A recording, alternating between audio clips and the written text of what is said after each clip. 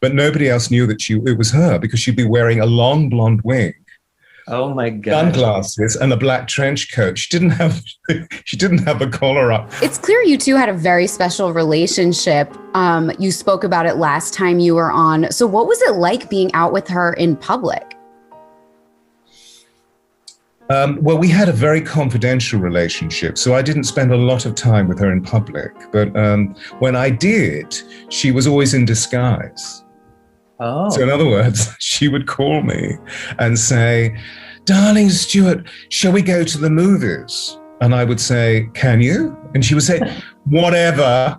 I'll meet you on High Street, Kensington," which is very near to, there's a major road, major street, which is very close to Kensington Palace. "I'll meet you on the corner. I'll be wearing a black trench coat."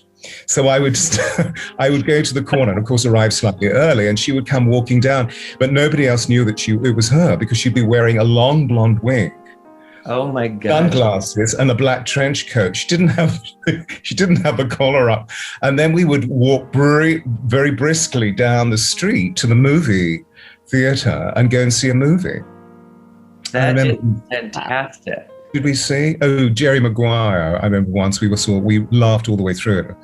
Not all the way through it, but some of it. So there were occasions like that, which was very, very, very private, so to speak. There was twice I was with her in public, and it was just, that she was very exposed. We can imagine walking like any star or celebrity walking out onto that red carpet, and 3,000 flashing lights. This was, as we all know, this is very intimidating. It's when you're surrounded by that level of technological hardware, there's a lot of energy there, which if you're sensitive can feel really invasive. So I was always very much in the background, just observing all of this, and then stepping forward when my position was useful for her. Right. I love that story about her disguise. That's fascinating. It just makes me so happy that she was able to go with you, her close friend, to the movies, to see Jerry Maguire, something we all take for granted, but something that Princess Diana wanted to do.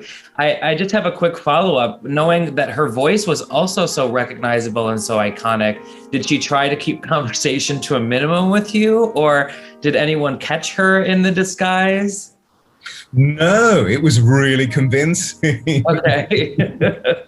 And obviously what I did was to step forward, for example, to to buy the tickets. Or Right. I don't think we had machines then because cell phones had just been created. Right. But I would step forward and I would buy the popcorn, I would buy the ice cream, I would buy whatever. She was always drinking water. She would never drink Pepsi or Coke. Okay. So it was discreet, shall we say? Her presence was discreet. If you can call her blonde wig, sunglasses, trench coat discreet, because she was also almost as tall as I. I'm 6'2", and she was 6 foot, so she was quite tall. So we were always on one level. Yeah, so we became, she became a great friend. I mean, she was still my client and I was her servant, so to speak. But, there were these wonderful moments when we could actually blend. And then, of course, because of her public persona, she would just move forward into that role and I would step back into the background, so to speak.